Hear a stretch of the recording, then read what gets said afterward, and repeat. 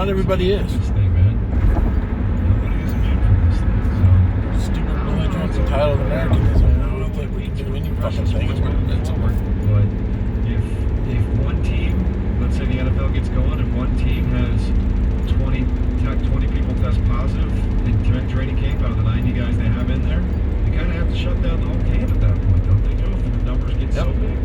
Yeah, I think that's the question. You know, when I'd still like to see the numbers on whether or not if you've had it, if you can get it again.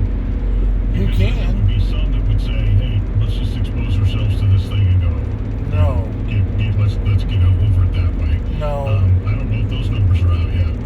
So the number of asymptomatic people too. Yeah.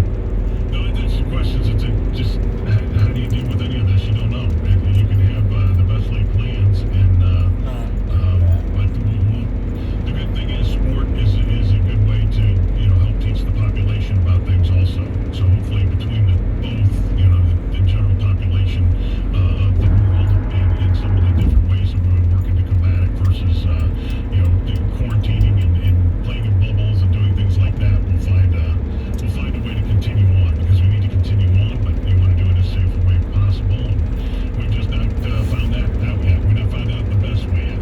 I feel like the NFL is gonna, by the time they get started, they're gonna have faster testing results. You can't have 90 guys not knowing results for 2 days or something, and then practice in and all against each other, and then not knowing that 2 days later half the team is under. So I feel like you're gonna have to ramp up testing results. Or at least the second. I also wonder what the situation all